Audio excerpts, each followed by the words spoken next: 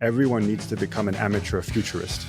Because let's say 10 years ago, you had futurists and they would come and give amazing keynote presentations, and you would learn, you would be really wowed by the ability of them to, in a way, not predict the future, but tell you what's coming. Hey there, I am Dr. Jason Balara, and this is the Know Your Why podcast, where we explore the why behind success. Every week, I meet with real estate investors, veterinary entrepreneurs, mindset coaches, authors, and fitness professionals to uncover their why and how it drives them on the winding road to success. What is your why?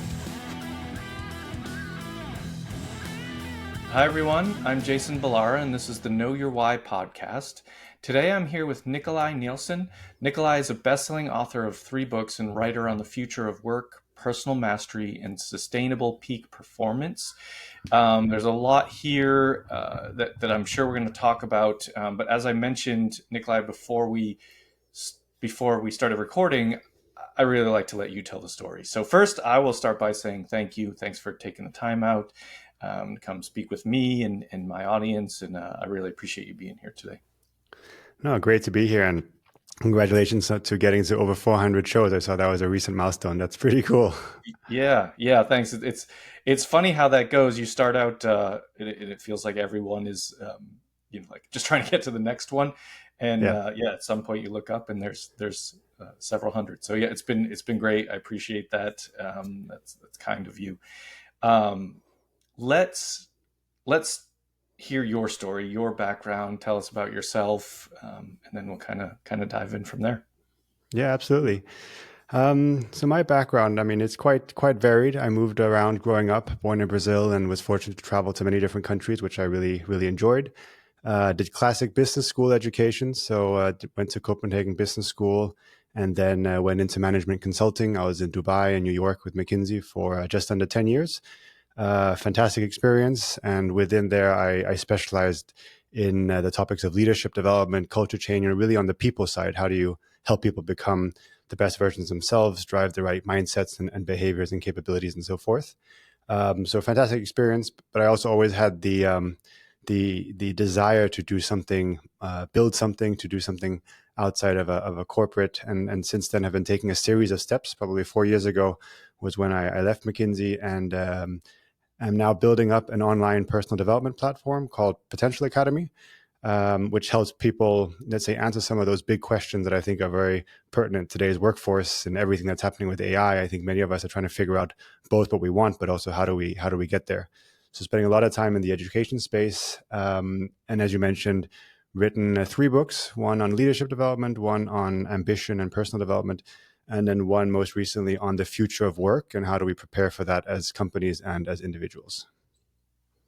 Yeah, that's fascinating. And you mentioned AI. It's quite a relevant topic today, for sure, and just what the future of work is going to look like for people. So I think that's definitely we'll talk about that today. Yeah. In your career path, it seems like it was all at least heading towards this step of writing books, looking at personal and professional mastery. I mean, what has that been something that's always been interesting to you? Always been kind of a passion? Is that something that developed out of just your career path? How did you kind of get in that space? Because I think it's a fascinating space, but I always wonder, kind of what heads you in that direction. Yeah, I think it's a mix of both nature and nurture, but I definitely had from the earliest memories just a desire to do as best as I could or be the best even. I was trying to become a professional soccer player, a football player, which started when I was 5. I didn't that was my dream, and I took it very seriously up until I was 18, training twice a day in many cases. So really, really went for it. And with that came the whole peak performance part around how do I optimize my lifestyle and what do I eat and don't eat and so forth to perform the best on the soccer field. But with that, I also always had the curiosity beyond that in general. How do you just become a good or a best version of yourself, you could say? Where the nurture part comes in was my parents were always very open minded about I could go for any path in life. So there was never one set way, but they always said, show up, do your best, and work hard for it. Don't take anything for given. So I think that mindset was very ingrained in me, constantly trying to become better. And then in McKinsey, working in the space of leadership and people development, I was fortunate to work with some of the really the best in the field. Very deeply insightful, um, developed, evolved human beings, you could say, and they really inspired me as well. That this is the upper bar for where people can get to if they really look after themselves and develop themselves. Yeah, that's it. I find a lot of people have sports involved in that Mm, in that sort of high achiever type of mentality. There's often kind of a background in sports, and it is something that's a really, for me, a fascinating study of athletics and business, and the similarities and kind of crossovers of both worlds, and uh, what it requires to be sort of at the top of the game, whether again in sports or business. yeah. What was the you're at McKinsey? You wrote the books. Are you still there? No, I left McKinsey about 4 years ago. I wrote the first book with them, with McKinsey's Leadership at Scales. That was really about how to drive leadership effectiveness across hundreds, thousands, or tens of thousands of people. So I wrote that together with two senior partners. Okay, okay. And so then you kind of left and went, on an entrepreneurial route. How have you grown? I mean, it's kind of an interesting thing to take a background of looking at leadership excellence and personal excellence and all of that, and then and turn it into a business, which it's almost like a self-fulfilling prophecy, I guess, if you're working at self excellence and then passing that on to other people. How did that transition go for you? What steps did you take to kind of move in that direction? So for me personally, it was well, it looks always easier on the surface, and it definitely wasn't. So I think, I mean, leaving corporate, you could say, after 10 years was in itself an identity shift, and it took a long time to actually get comfortable with the fact, like, hey, the future I'd seen for myself, becoming partner, staying partnered, actually was a bit shattered when I decided it was the right thing to leave because it's not what I ultimately wanted to do. But it took a long time because I was stuck in that idealized future. So that was a process, and I think whenever people make a big life transition, it's there's a part that you're leaving behind, which can be very, very difficult before you then are fully ready to embrace the new. So that was in itself a process.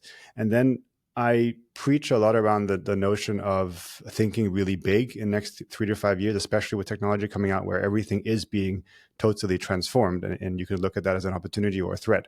But I really think you can do pretty much anything within reason, even a bit unreasonable in the next 3 to 5 years, but you need to have a series of steps. So I had this vision of building up something myself, but I knew it wasn't going to be overnight. So I took a series of steps. I left, I worked for a startup that was acquired by Workday for a year and a half, which was another, you could say, corporate role. I then set up my own freelancing consulting business for a couple of years to get clients, of course, build some assets and so forth. And then on the side, start building up coaching and group coaching and online development offerings. So it wasn't overnight. It took probably, 3.5 years to really say I'm starting to fully step into the entrepreneur realm. And I think that's an important thing to keep in mind as well. Yeah, yeah. I think you know, with social media and things like podcasts, we have a lot of kind of highlight reel. We have Yeah.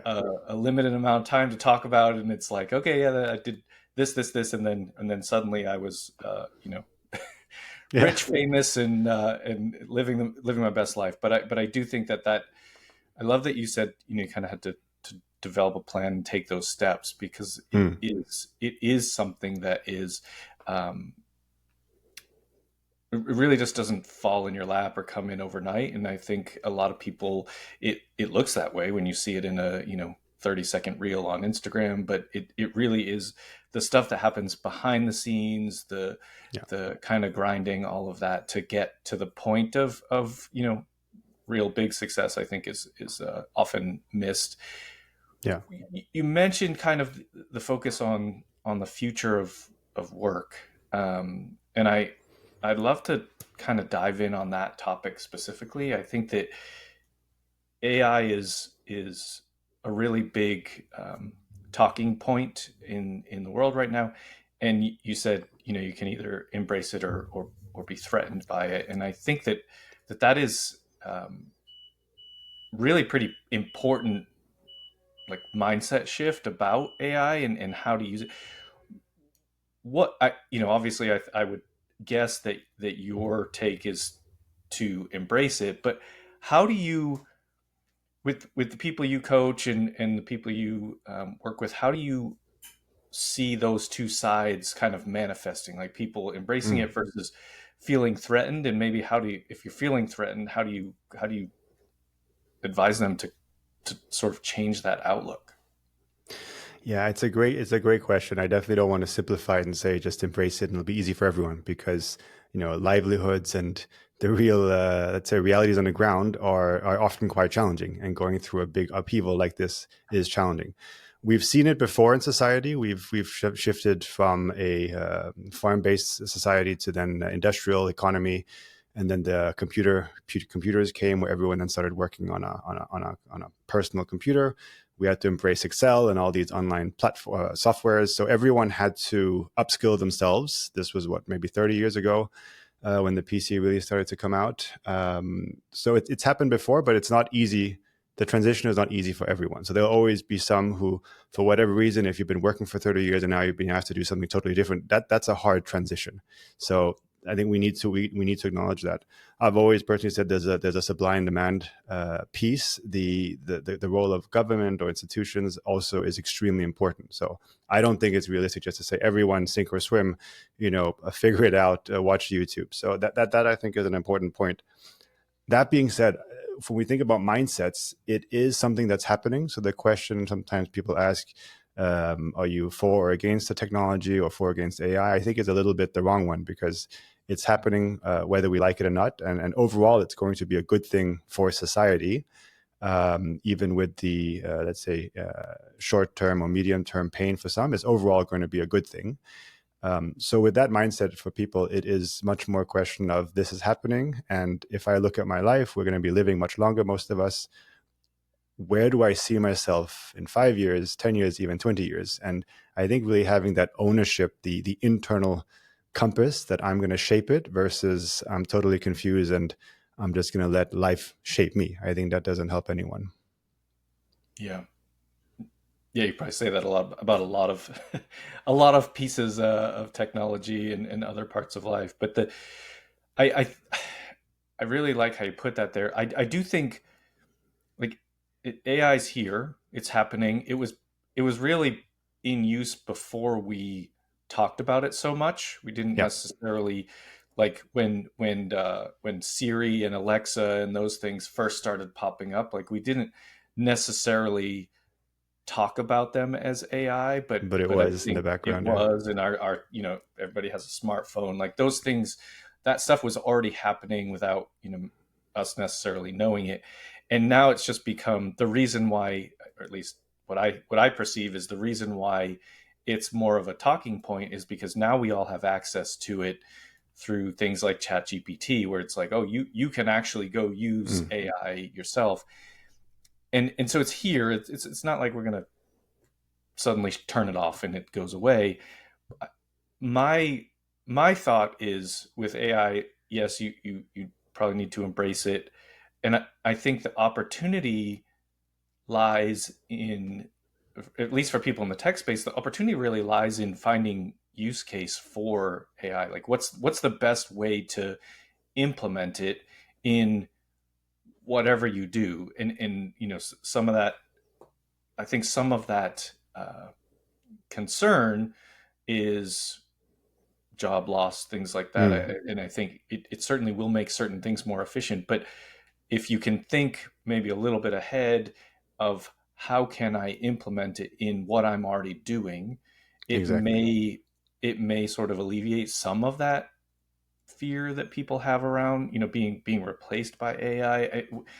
What's your take on kind of, I guess, coming to grips with, hey, that this is going to be here. What do I, if I accept that AI is Yeah. here and it's the future of work, or it's involved in the future of work, what would you suggest, from a mindset standpoint, the next steps would be? Yeah, we talk a bit about that in the book, the third book, From Altus to Mars, where if you really zoom out and you look at the evolution of humanity, it's actually only in the last couple of years that things have really started to take off, and in the last 100 years, things have started to take off exponentially with the advent of digital. Because with digital, things that used to be a physical commodity, everything from music to photography, but also to written documents, now it's all online. And when that happens, then the marginal cost of producing more is close to zero, and things take off exponentially. So if you really zoom out, we have known this is coming, like you said. Now we're at the cusp of this exponential curve, and it's only going to get quicker in the future. So with that in mind, one thing we talk about is that, and I say we because I wrote it with a co-author, Lars Tvill. Um, Everyone with this context in mind, quote unquote future of work, which really took off during COVID, everyone needs to become an amateur futurist. Because let's say 10 years ago, you had futurists and they would come and give amazing keynote presentations, and you would learn, you would be really wowed by the ability of them to, in a way, not predict the future, but tell you what's coming. And now the burden and the onus is a bit on, I think, every individual. So to your point, you have to look at your job and be very self-critical and say what parts of it aren't going to exist. I mean, anything that's repetitive, relatively low skilled work will be replaced. I think we have to acknowledge that. And then what will my job look like? I think if we look at the positive side, when you look at big technology changes like this, what happens is a lot of these routine tasks get automated. We are able to do more with less, or just do more in general.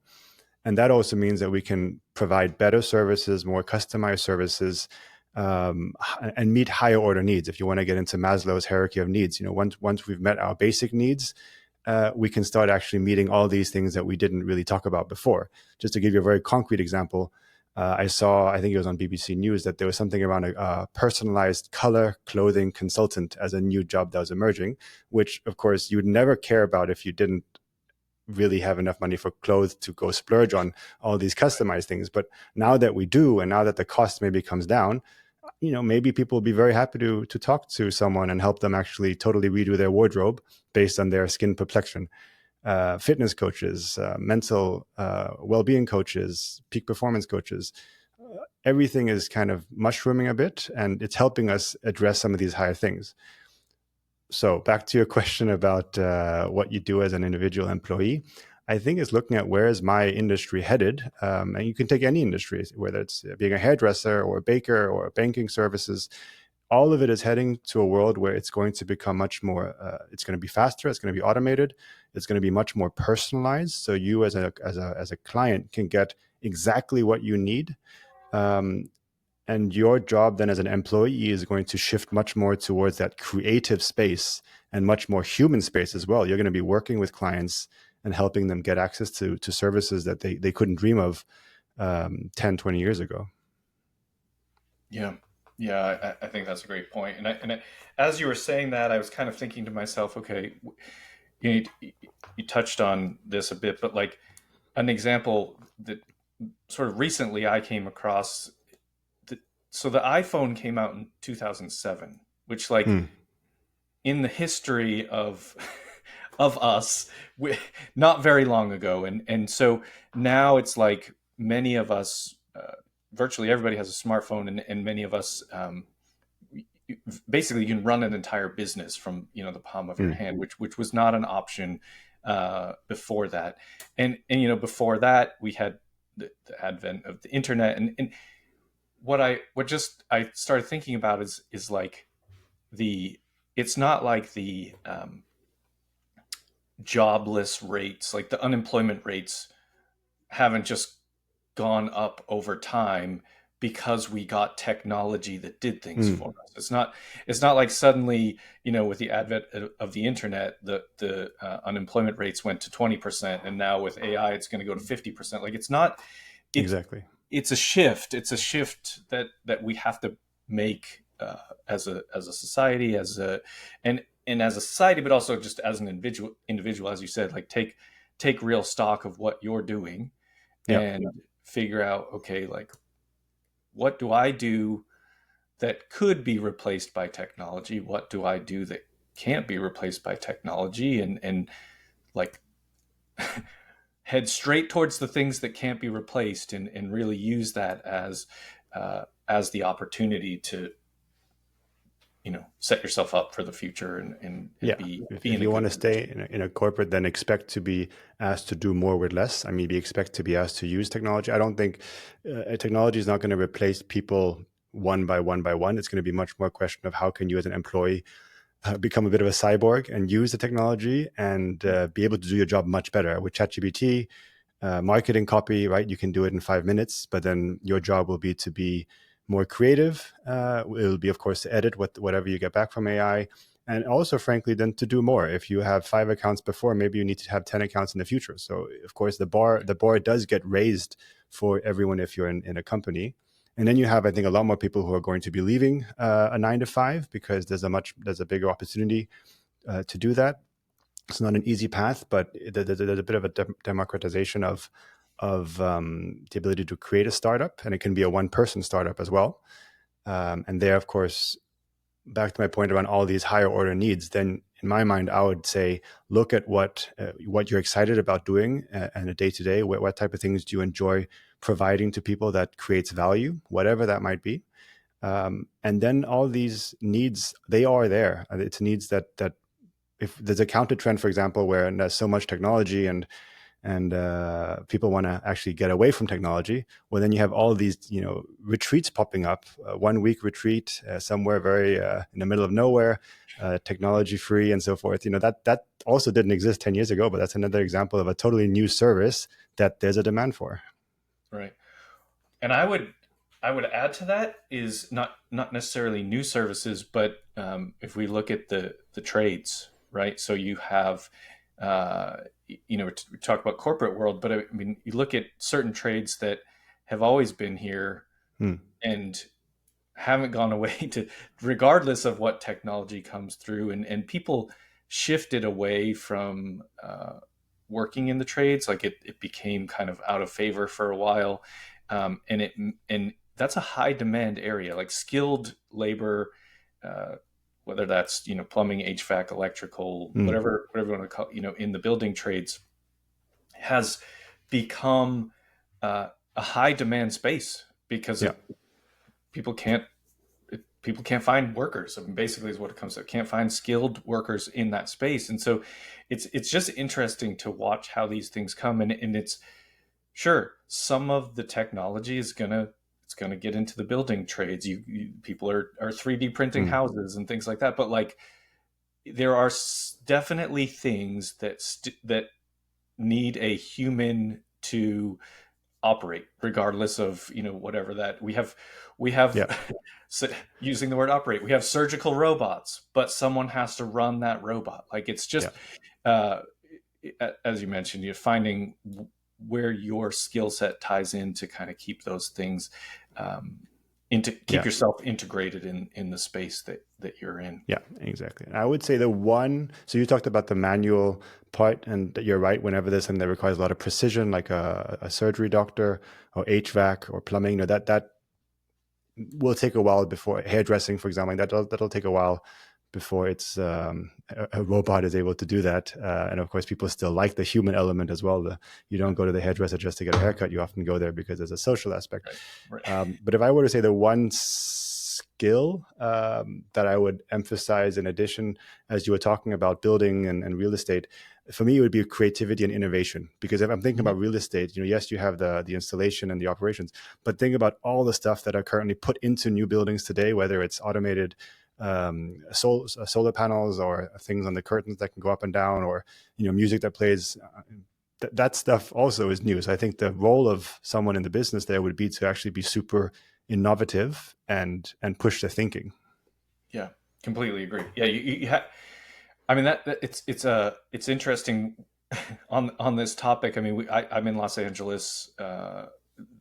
In January, there were a couple of really big, devastating fires, and there's large sections of LA that need to be rebuilt, and I'm involved in the construction world, and I'm like, I'm looking at innovative ways to rebuild that will be more fire Mm, resistant, fireproof, whatever it is, and like using things like concrete instead of wood framing. yeah. There's are ways to make it so that because we're not going to probably be able to stop wildfires from happening completely, but we can certainly better prepare for them. And I think that's Mm, a place to look at innovation and technology, and where can we implement that to kind of avoid disasters like that in the future, real tragedies. So it's kind of yeah. it is really,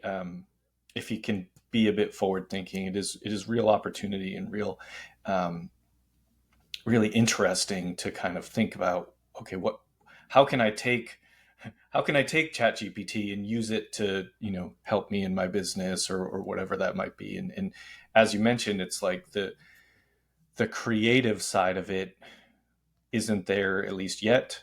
I don't, Yeah. maybe it will be someday. I don't know, but yeah, you have to, I think you have to have some level of input to what that AI is creating. So Yeah. it is really a fascinating world, and with more change to come. Um, you want to talk a little bit about your coaching, and kind of what someone someone hearing this, and they're interested in working with you. How would you describe what you do, and kind of what the focus would be of your coaching programs? Yeah, absolutely. It's also interesting with the name of your podcast, Find Your Why, and you talked about the evolution of why, I think, in a previous episode. Yeah. Um, so there's really two big questions I get from people, and I think these are going to be questions that won't go away. And it could also be a question that really helps to help people distinguish themselves in the job market and be set them up for success. One big question is really around the where question. Where what should my path be? A lot of people are being asked to, in a way, actually define their path for themselves for the first time, and they've never really been trained or thought how to do that. So that's one big bucket. We can get into that in a bit of detail. And the other big bucket is how can I have an idea where I want to go. I'm happy in my current context, but how can I be the best version of myself, the highest performing, peak potential, or peak performance? And I think there it's also becoming to some extent harder because of we have so many distractions and our work is becoming very fragmented. So there's a lot of demand there also for helping to craft my day-to-day routines and productivity and mindsets to be successful. And that's another thing I don't think is going to go away. Yeah. But what I experienced on the first one, maybe if we get into that one, I was never taught in school to really question where the path, and I was never really taught or asked where would I want to be in 50 years or 30 years. It was much more about what's the major, what will you be able to do once you're out of university, which in my case I studied finance and economics, and then what's the career path. What we're seeing now is, of course, people are creating their own ladders, both in companies. The ladders are being largely changed. A lot of companies are becoming flatter, so there's a lot more horizontal movement. So the path you might have had 10 years ago is in many ways changing. And second of all, a lot of people are changing jobs much more frequently, and you have highly capable people, highly skilled people. Let's say they have 20 years of work experience, they're maybe mid 40s, and they're really stuck. They say, I could actually, in a way, do anything as a next career step, but that also really scares me because I don't know what I want to do. And then you become a bit paralyzed. Yeah. Yeah. That's a really great point, and an interesting topic that I've thought a lot about it, in the sense that we are, as you mentioned, like, we're taught to pick a path, pick a major, pick, that this is what, and the idea that like a 16-year-old kid knows what they want to do for the next 60 years. Is it like, if you when you really think about it, it's just ridiculous to think Yeah. that like most of the time they can't get out of their own way for, that weekend. It's just to think we're going to make a decision at that point that is going to be the right decision, even if it is the right decision for you then, to think that it's going to be the right decision for the rest of my life is probably Yeah. kind of a silly concept. So yeah, it is interesting to have that realization, but the reality is like our life up to, through high school and maybe college, if you go, but like even a job, everything's very structured, right? It's like you're Yeah. sort of, this is how it's going to go. This is, you come here at these hours, you do this work. And the shift into realizing that maybe it doesn't have to be that way, although exciting and somewhat liberating, is also scary because it's not what you have ever known or been prepared to be. Like this, we're not prepared to be like free thinkers that have control of our own Mm. time and all of that. And for me, you already talked about that, kind of the transition into entrepreneurship. Like when and I mean, I'm still figuring it out, but like having actual control of my time, like Yeah.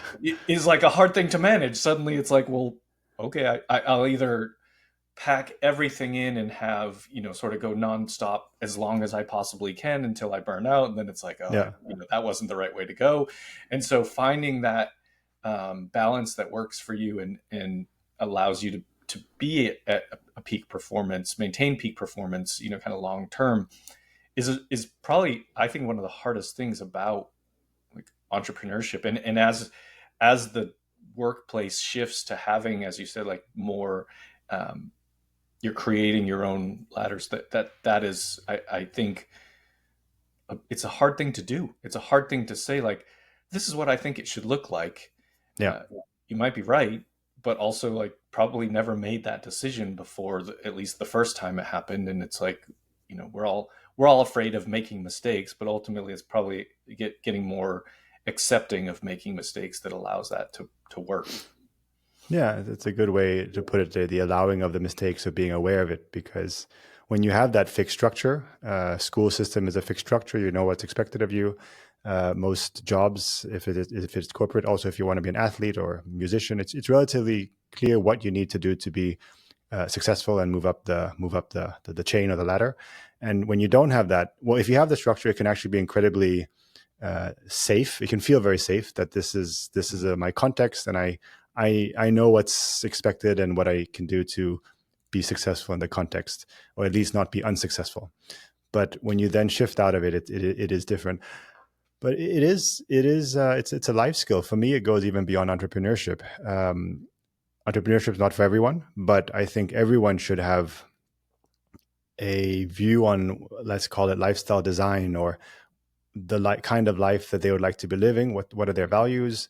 What are their priority areas? What are the non-negotiables? I think being very deliberate about that, and it is creating your own structure, but it is hard to do, because then you're also the one who has to live with the consequences, positive and negative, of whatever decision it is you choose to make. Yeah. Yeah. I love that perspective. The the construction of our own life, and you know the way it all looks, you don't have to be an entrepreneur. You can have a job and still have those same thoughts and kind of work through that process, and because it's, our job is a big part of our life, but it's not the only part of our life. And so it's like, mixing in, integrating health and family and hobbies, Yeah, whatever it is, whatever's important to you. uh, you have to kind of put it all together and not be sort of defined by the work. So yeah, um, I really love that point. Well, you brought it up. You sort of helped with the transition here, as far as the name of the show being Know Your Why. I always like to ask each guest, Nicolai, what is your why? You have a really interesting and successful path. What's kind of moving you forward? Helps you on the hard days. What is your why? It's a big question. If I really want to take it at the at the biggest level, highest level, my why. Um, I've been so fortunate to move around and see the world from, I mean, every continent and interacted with so many different people that I truly believe that a world of much deeper understanding and connection across cultures and across countries is possible. So I feel like I have a role to play there to help people really connect with themselves as humans and connect with others as humans, and have more tolerance, understanding, and love in the future. And that's of course a very lofty aspiration, but I see myself playing in this space. The Potential Academy, a lot of it's about self-awareness and coming back to who we are as humans and trying to take off the masks that we wear at work and in our day to day, and then just really connect with our essence. Because I think when we do that, we actually realize that we are very similar, and all of us have a good nature that often gets clouded by insecurities and fears. So education, I think, is so important. Self awareness and inner peace is a prerequisite for more global peace. So the education space is why I'm so passionate about bringing some of these things to a much wider audience. Yeah, I the well, yeah, I know. I don't pick favorites, but I really do like what you said there about just kind of the I think the picture you painted of what sort of making the world a better place looks like. I just think that's I share that vision in terms of just kind of Hmm. what a good world looks like to me, and what I want to um, I guess teach my kids, show my kids, like that this Hmm. Yeah. let's just be good people, and Yeah, and exactly. hope that does something positive for the world, and that's to me Yeah. that's like, you talk about legacy, like that's a pretty great legacy to have, is that you impacted people in the world in just a positive way, like not necessarily, I didn't I'm probably not going to create the next Amazon or Nvidia, like, but to just be someone that has improved people's lives, even on a small Yeah. piece. It's just such a nice way to frame it. um when people hear this, what's the best way for them to reach out to you? How would you like them to connect? What's kind of a good place to reach you at? I would say two. I'm on all the social medias, so you can look at my website is nicolai.nielsen.com. Everything's listed there. You can also sign up for my newsletter where I talk about future of work and self mastery and achieving your potential. That's on the personal side. Then the other one is potentialacademy.org, which has an overview of the programs and some of the offerings that I'm working on. Fantastic. And we'll put that in the show notes so people can find you. Nicolai, this has been a great conversation. I really enjoyed it. I love what you've shared. I really, your vision of kind of the future and the future of work, and just the world, really resonates with me. So thanks for coming on the show today. Thanks for being here. Truly enjoyed the conversation and appreciate the time. Yeah, thank you, Jason. I enjoyed the conversation a lot as well.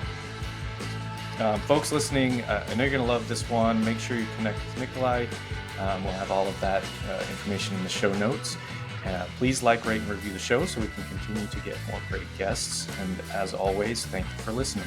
Hey there, I am Dr. Jason Balara, and this is the Know Your Why podcast, where we explore the why behind success.